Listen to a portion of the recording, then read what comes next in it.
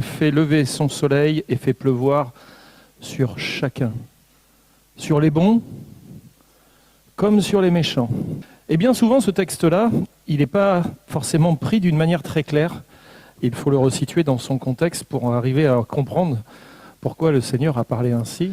Je vous l'ai dit, j'aimerais aborder avec vous le sermon de ce matin en lisant dans l'évangile de Matthieu, au chapitre 5, verset 43 au verset 45.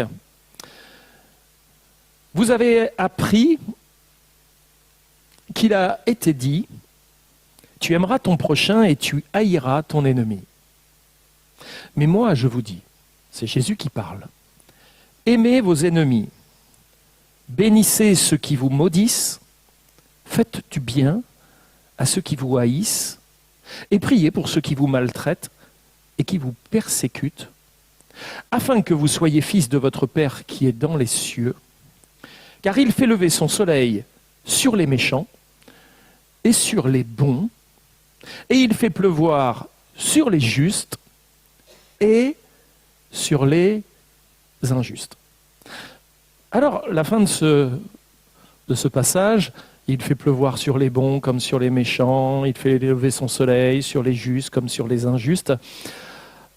On a l'habitude de définir la notion de grâce commune au travers de ces versets. Et évidemment, ça illustre la grâce commune que la bénédiction de Dieu est autant sur les bons que sur les méchants. Mais on se rend compte, quand on recontextualise le verset, qu'il est prononcé au cœur d'un discours qui est prononcé par le Christ et qui est intitulé « Le sermon sur la montagne ».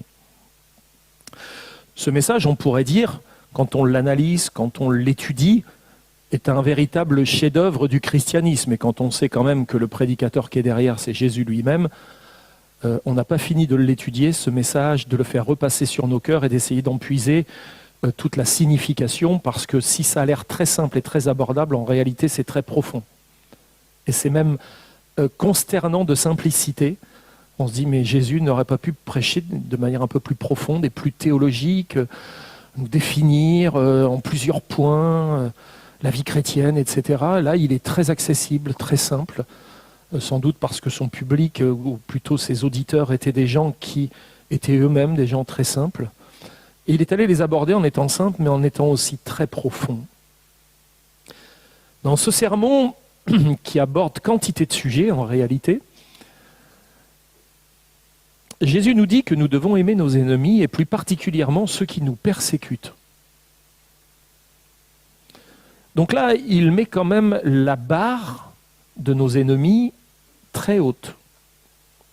Il pointe ici ceux et celles qui, de manière claire et indiscutable, semblent de nous en vouloir vertement.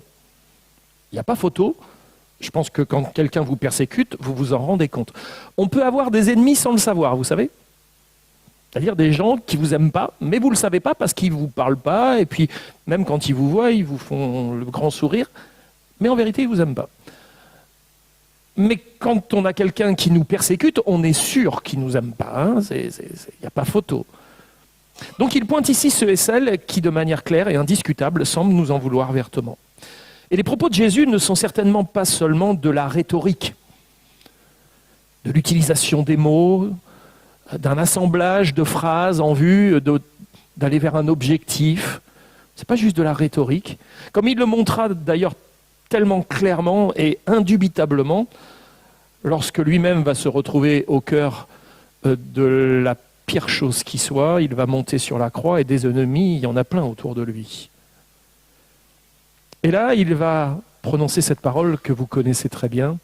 « Mon Père, pardonne-leur. » Et il rajoute, car ils ne savent pas ce qu'ils font. Ils savaient très bien qu'ils étaient en train de faire le mal, qu'ils étaient en train de tuer un homme.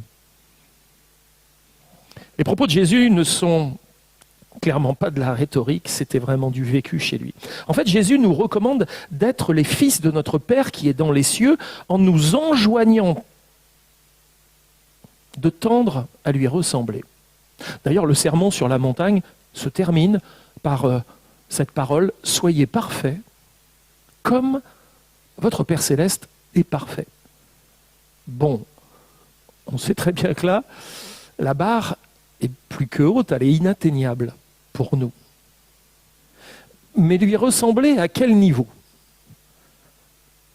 Est-ce que Jésus veut qu'on ressemble à notre Père physiquement? Est-ce que quelqu'un aurait une photo de Dieu pour savoir si on lui correspond? Nous savons très bien que ce n'est pas dans le physique. Le verset 48 nous en donne la réponse. Soyez parfaits comme votre Père Céleste est parfait. Et que fait Dieu? Jésus répond clairement qu'il témoigne de l'amour même à ses ennemis. Vous devez lui ressembler et lui il le fait. Et nous sommes engagés à faire de même. Et pour reprendre les propos de Jésus, Jésus va dire, mon Père, Dieu, son soleil, il le fait luire sur les gens qui sont bons comme les gens qui sont méchants, les gens qui sont justes et les injustes. Et quand il fait pleuvoir, il ne fait pas de distinction. Cette bénédiction qui est la pluie, vous êtes d'accord que la pluie est une bénédiction? Il la fait descendre autant sur les justes que sur les injustes.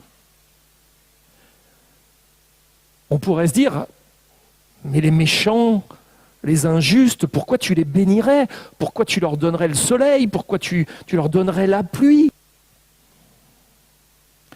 Les jours de soleil et les jours de pluie devraient-ils nous enseigner à pardonner? Peut-être souhaiterions-nous donc que nos ennemis se noient sous des quantités d'eau, soient constamment poursuivis par un nuage noir, ou pire qu'un soleil brûlant vienne constamment frapper nos ennemis. Dieu pourrait sans mal priver les méchants de chacune de ses grâces, en réalité. Il pourrait distinguer au sein de l'humanité ceux qui sont des gens justes et ceux qui sont injustes, et ne faire pleuvoir que sur les justes, et envoyer son soleil que sur les justes. Et les autres seraient privés de tout cela. Jésus nous conduit à considérer que si Dieu l'a envoyé mourir pour les pécheurs, c'est qu'il ne nous a pas aimés à cause de notre valeur ou de notre conduite. Dans Romains chapitre 5, verset 8, Paul va écrire « Mais Dieu prouve son amour envers nous en ce que lorsque nous étions encore des pécheurs, Christ est mort pour nous. » C'est-à-dire qu'il n'y avait rien en nous qui justifiait l'amour de Dieu. Parce que dans la définition du pécheur, c'est ennemi de Dieu. Nous étions des ennemis de Dieu. En réalité, Dieu nous a aimés pleinement lorsque nous étions ses ennemis. Il n'a pas attendu qu'on se tourne vers lui, c'est lui qui s'est en premier tourné vers nous. Il a fait le premier pas, c'est lui qui est venu vers nous. Et une des leçons du sermon sur la montagne, c'est que nous parvenions, à aimer ainsi nos semblables. Est-ce que vous connaissez un écrivain russe qui s'appelle Dostoïevski? Regardez ce qu'il écrit. On est souvent perplexe, surtout en voyant le péché autour de nous. Et on se demande, devrions-nous employer la force ou l'amour avec humilité? Il va dire, choisissez l'amour. Si vous décidez en faveur de l'amour, une fois pour toutes, vous pourrez subjuguer le monde entier. L'humilité bienveillante a une force émerveillante qui dépasse tout. Dostoïevski est en train de nous dire « Choisissez la voie de l'amour, choisissez la voie du pardon, alors que vous êtes en train de confronter le péché, la douleur, la souffrance, la violence. » On pourrait se questionner ainsi, mais pourquoi Dieu fait-il preuve d'un tel amour envers les pécheurs qui sont ses ennemis? Mais la réponse, elle est simple, mais elle est tellement simple. Dans 1 Jean 4,16, la réponse nous est donnée simplement parce que Dieu est amour. Il n'y a pas d'autre raison. On ne va pas faire une étude biblique pour essayer de trouver une raison autre que celle-là. Parce que Dieu est amour, Dieu pardonne. Mais comment pouvons-nous témoigner de cet amour à nos ennemis, nous qui sommes ses enfants? Jésus apporte la réponse dans Luc 6, 27 et 28. Faites du bien à ceux qui vous haïssent, bénissez ceux qui vous maudissent et priez pour ceux qui vous maltraitent. Vous me direz à juste titre qu'il est impossible humainement d'obéir à ces commandements. Les disciples de Jésus pensaient aussi qu'il était impossible aux hommes de répondre aux critères d'intégration au royaume de Dieu. Parce que les critères d'intégration au royaume de Dieu, comment pouvons-nous entrer dans le royaume de Dieu? L'accès semble tellement difficile quand tu nous mets les critères auxquels nous devons répondre. Jésus va leur dire tout simplement dans Marc chapitre 10, verset 27, « Vous avez raison, cela est impossible aux hommes, vous ne pouvez pas rentrer dans mon royaume. » mais ce n'est pas impossible à Dieu de vous y faire rentrer. Vous ne pouvez pas y rentrer de vous-même, mais mon Père peut vous faire rentrer à l'intérieur de son royaume. Pourquoi ? Parce que tout est possible à Dieu. C'est-à-dire que les critères que vous ne pouvez pas arriver, vous, à cocher toutes les cases de ce que Dieu attend de vous dans vos comportements, vos attitudes, dans la globalité de votre vie, Dieu va faire en sorte que vous puissiez les cocher, tous les critères, et que vous puissiez entrer dans son royaume. Et là, on peut dire c'est une grâce, c'est la grâce. Ce qui est humainement impossible devient possible, avec l'aide du Saint-Esprit qui demeure en nous. Nous savons que Jésus n'impose jamais de commandement sans y joindre l'aide et la force pour l'accomplir. Il n'est pas juste dans une exigence, et puis ceux qui sont devant lui, s'ils ont la force, tant mieux, ils y arriveront. S'ils n'ont pas la force, ils n'y arriveront pas. Là, ce serait injuste de la part de Dieu d'exiger, enfin de demander, d'envoyer des commandements dont il sait qu'on n'aurait pas la force pour les accomplir. Et là, sincèrement, ce qu'on entend, ce que je vous partage ce matin, personne n'a la force. Nous savons que Jésus n'impose donc jamais un commandement sans y joindre l'aide et la force pour l'accomplir. C'est pourquoi il répand son amour en nous par le Saint-Esprit, comme Paul le mentionne dans Romains 5,5. Et nous devons prendre conscience que le Saint-Esprit est tellement là pour nous aider. Romains chapitre 5, verset 5, « Or l'espérance ne trompe pas, parce que l'amour de Dieu est répandu. » Ça vous dit quoi, répandu ? C'est partout. Elle est répandue dans nos cœurs. Par qui ? Par le Saint-Esprit qui nous a été donné. Et fort de cet amour que Dieu a répandu dans nos cœurs, par le Saint-Esprit, nous avons donc la capacité qui nous est donnée, accordée, de pouvoir aimer selon les attentes de Dieu. C'est-à-dire que Dieu nous rend capables. Même si au fond de nous, on fait appel à nos propres sentiments, on va dire « nous sommes incapables », mais si nous regardons sincèrement au Saint-Esprit, nous pouvons dire « bah oui, si le Saint-Esprit m'aide, alors je crois que je vais pouvoir parvenir à ce que Dieu attend de moi. » Vous savez, je suis bien conscient que j'aborde un des sujets les plus difficiles et les plus épineux à aborder pour un pasteur. Celui du pardon. C'est sans doute la chose la plus simple, mais la plus difficile. Pourtant, nous sommes tous concernés par un tel sujet, et moi le premier. Je ne suis pas fait d'acier.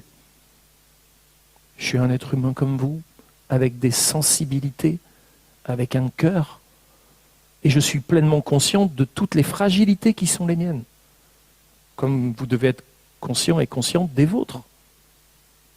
C'est sans doute un des sujets les plus difficiles. Pourtant, nous sommes tous concernés par un tel sujet parce que nous avons sans doute tous été à un moment donné offensés ou blessés. Mais aussi parce que nous avons sans doute aussi offensé ou blessé des gens autour de nous. On n'est pas que des victimes, il faut l'avouer. Parfois, c'est nous qui avons offensé. Et j'oserais dire, je vais pousser un peu loin, parfois c'était involontaire, mais parfois on s'est dit c'était de bonne guerre. Hein ? C'était de bonne guerre. Par expérience, je sais qu'aborder un tel sujet peut susciter de nombreuses réactions de résistance et de défense à l'intérieur de nos cœurs. Le pardon, en réalité, est un sujet universel. Universel. Vous pouvez faire le tour de la terre et aller parler à tous les gens que vous allez rencontrer. Dans tous les pays, le sujet du pardon, il est universel. Il est partout. Partout. Il est universel depuis la chute en Éden, en réalité, parce que c'est la chute en Éden qui justifie le fait que le pardon s'active. Avant la chute en Éden, il n'y avait pas de raison qu'il y ait du pardon. Il n'y avait pas de péché. Il n'y avait pas d'offense. Depuis la chute en Éden, le pardon est devenu un problème universel. Enfin, une réponse universelle au péché. Et jusqu'à la restauration de toute chose, il ne cessera d'occuper, même de tracasser nos âmes. Combien ont passé des mauvaises nuits à cause d'une offense ? Si vous saviez le nombre de mauvaises nuits que j'ai passées, c'est dur de bien dormir quand on a été offensé au plus profond de soi. C'est tellement compliqué. Rassurez-vous, je ne souhaite pas vous tracasser ce matin. Ce n'est pas mon objectif. Mais je sais que l'Esprit de Dieu le fait mieux que quiconque, ce ministre de l'Intérieur. Lui, il sait remuer au profond de nos cœurs les choses qui doivent être remuées. Le pasteur, ma foi, il fait que d'effleurer les choses. Il est peut-être juste une petite allumette qui allume, mais c'est le Saint-Esprit qui fait tout le travail. Permettez-moi de m'associer aux mots d'un pasteur assez connu, un Américain. C'est le pasteur Martin Luther King. Il a écrit dans son livre intitulé « Avoir la force d'aimer ». Aucun conseil de Jésus probablement n'a été plus difficile que le commandement d'aimer vos ennemis, dit-il. Les uns ont sincèrement estimé que sa mise en pratique concrète n'est pas possible. Il est facile, disent-ils, d'aimer ceux qui vous aiment, mais qui pourrait aimer ceux qui ouvertement ou insidieusement cherchent à l'abattre? D'autres, comme le philosophe Nietzsche, vous avez déjà entendu parler de lui. Donc certains, comme le philosophe Nietzsche, prétendent que cette exhortation de Jésus à l'amour pour les ennemis démontre que la morale chrétienne est faite pour les faibles et les poltrons. Non pour les forts et les courageux. Ainsi, pardonner, c'est montrer sa faiblesse. C'est terrible. Jésus, disent-ils, était un idéaliste sans esprit pratique. Quelle que soit l'insistance de ces questions et la persistance de ces objections, le commandement de Jésus nous interpelle avec une nouvelle urgence. Secousse après secousse, nous ont rappelé que l'homme moderne chemine sur une route de haine et un voyage qui nous conduira à la destruction et à la damnation. Bien loin d'être la pieuse exhortation d'un rêveur d'utopie, le commandement de l'amour pour nos ennemis exprime une nécessité absolue si nous voulons survivre. L'amour pour les ennemis même est la clé des problèmes à résoudre dans notre monde.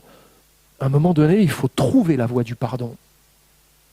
Sinon, on reste dans ce qu'il y a de plus destructeur. Jésus n'est pas un idéaliste sans esprit pratique, il est le vrai réaliste pratique. Martin Luther King continue, il dit « Je suis certain que Jésus comprenait la difficulté inhérente à l'acte d'aimer nos ennemis. Jamais il ne s'est joint à ceux qui pérorent avec volubilité sur la facilité de la vie morale. Il savait que toute expression authentique d'amour naît d'un abandon définitif et total à Dieu. Lorsque Jésus disait « Aimez vos ennemis », il n'ignorait donc rien des exigences de ce commandement. Il donnait tout son sens à chacun des mots de sa phrase. Notre responsabilité de chrétien est de découvrir la signification de ce commandement et chercher avec passion à le vivre en plénitude dans nos vies quotidiennes. Ayant accompagné une quantité de frères et de sœurs dans des entretiens pastoraux, je peux témoigner que peu de gens, en réalité, comprennent instinctivement ou savent comment manifester le pardon d'une manière pleinement efficace. Ce n'est pas qu'ils ne le veuillent pas toujours, c'est qu'ils ne savent pas toujours comment faire. Comment s'y prendre? Qu'est-ce que Dieu attend vraiment de nous? On pourrait se dire, mais ça veut dire quoi pardonner en fait? Cela signifie accorder le pardon ou la rémission de quelque chose. Dans le sens que nous cessons de blâmer ou même d'avoir du ressentiment. Ah ouais, mais moi j'ai pardonné, mais j'ai toujours des ressentiments. Je pardonne, mais j'oublie pas. Mais pardonner, ça veut dire ne plus avoir de ressentiment. Bah alors si tu as des ressentiments, c'est que quelque part tu devrais te questionner, est-ce que j'ai vraiment pardonné? Je suis peut-être sur le chemin, mais je ne suis pas arrivé au bout. Et ça peut être très très long.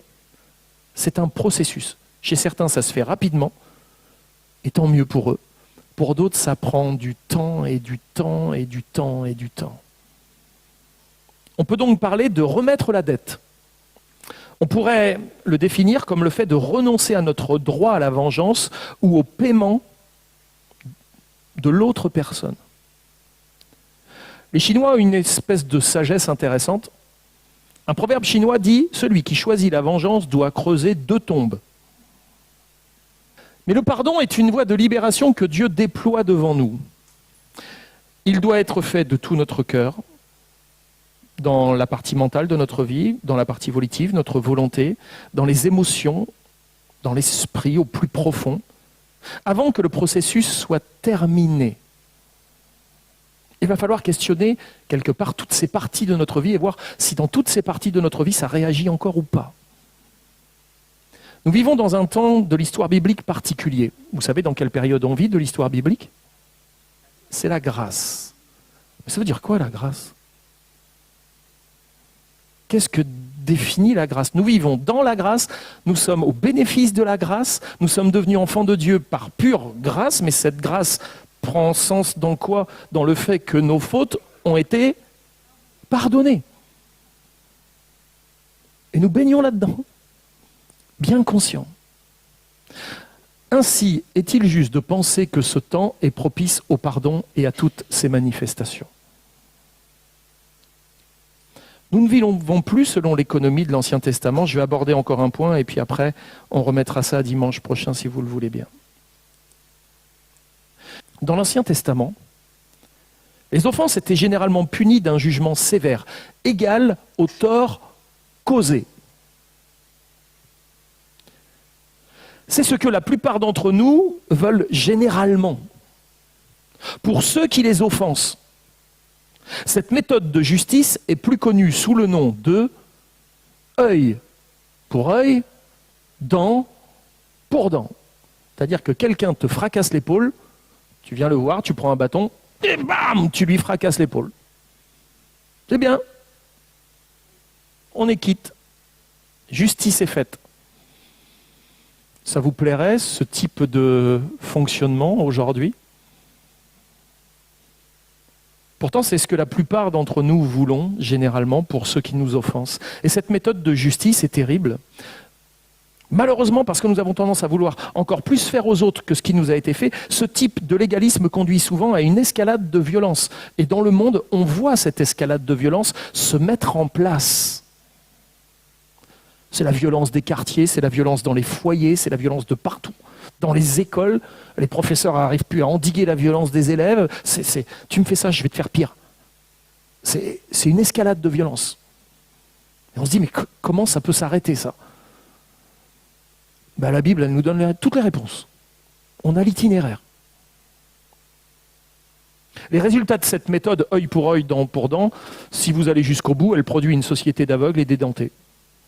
Lévitique 24, versets 19 et 20, si quelqu'un blesse son prochain, il lui fera comme il a fait.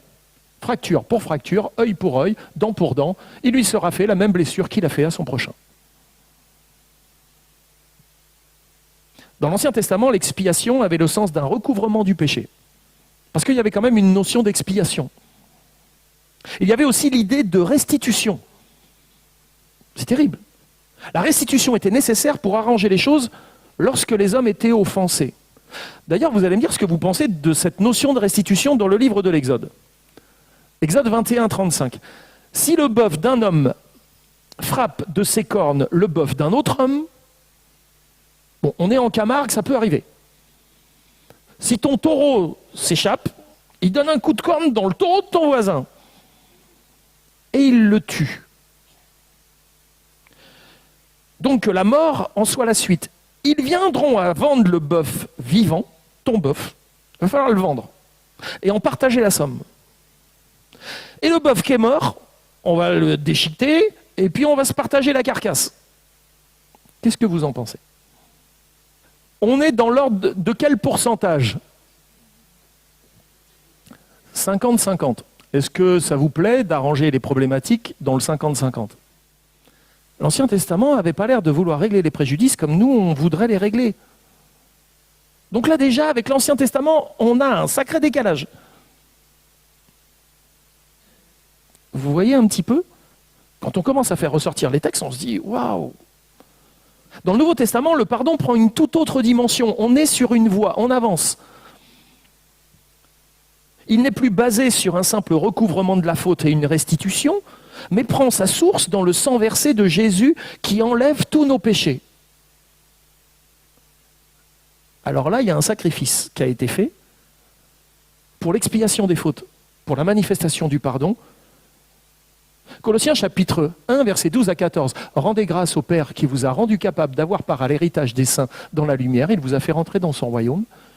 qui nous a délivrés de la puissance des ténèbres et nous a transportés dans le royaume du Fils de son amour, en qui nous avons la rédemption, la rémission des péchés, c'est-à-dire le pardon de toutes nos fautes. En réalité, parce que nous péchons tous, nous avons tous besoin de pardon. Et personne ne peut se penser étranger au pardon.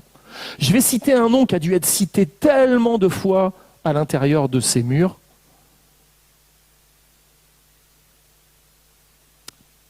Personne ne peut se penser étranger au pardon. Et un jour, un général britannique a dit à John Wesley, « Je ne pardonne jamais. » Parole de militaire, hein. Wesley a répondu, « J'espère donc que vous ne pécherez jamais. »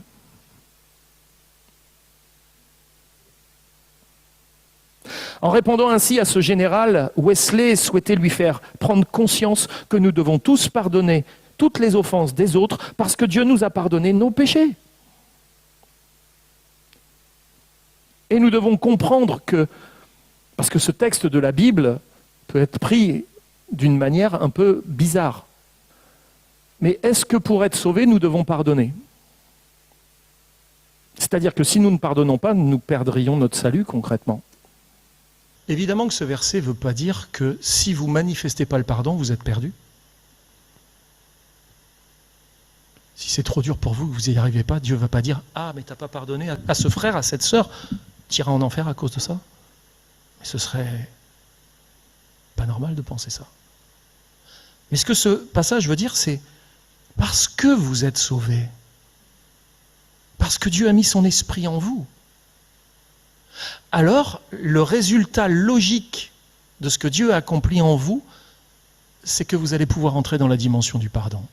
Comme le pardon vous a été accordé, vous allez en comprendre non seulement la nécessité, mais c'est quelque chose dans lequel non seulement vous allez vouloir entrer à un moment donné, ça va peut-être mettre du temps, mais vous allez en comprendre véritablement la nécessité dans votre vie, parce que pas pardonner, c'est juste insoutenable à long terme, et que pardonner, c'est d'abord un cadeau qu'on se fait à soi-même,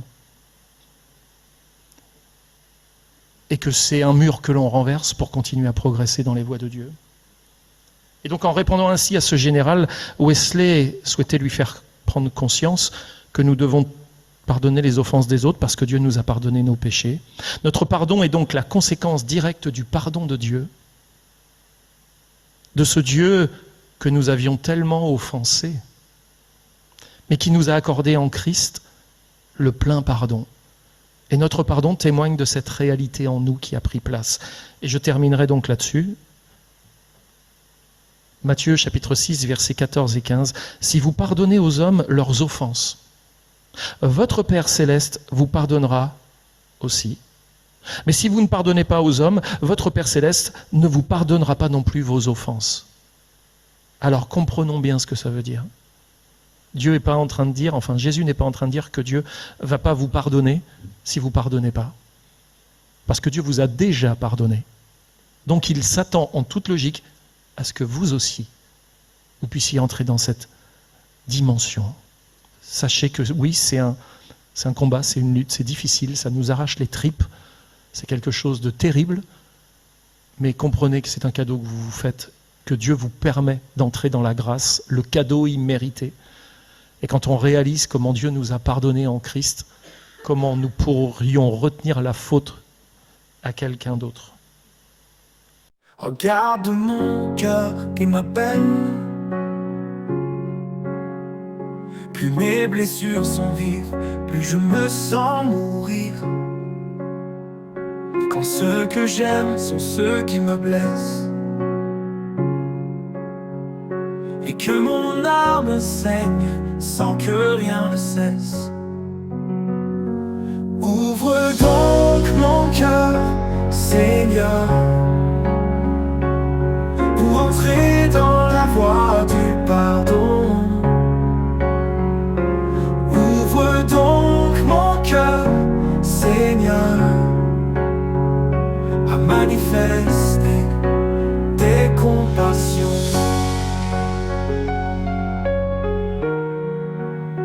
Je veux pardonner, je veux aimer et ne pas laisser l'offense régner. Libère-moi de toute ma dureté, quand au fond de ma douleur je refuse de pardonner. Ouvre donc mon cœur, Seigneur, entrez dans la voie du pardon. Ouvre donc mon cœur, Seigneur, à manifester tes compassions, en repensant à ton pardon pour moi, là en regardant vers ta croix. Je sais que le prix de mon bonheur passe par l'abandon de l'amertume. Ouvre donc mon cœur, Seigneur, entrez dans la voie du pardon. Ouvre donc mon cœur, Seigneur, à manifester tes compassions. Tu m'as tellement aimé qu'à la croix tu m'as tout pardonné. Aide-moi à suivre le chemin d'un pardon qui soit semblable au tien. Ouvre donc mon cœur,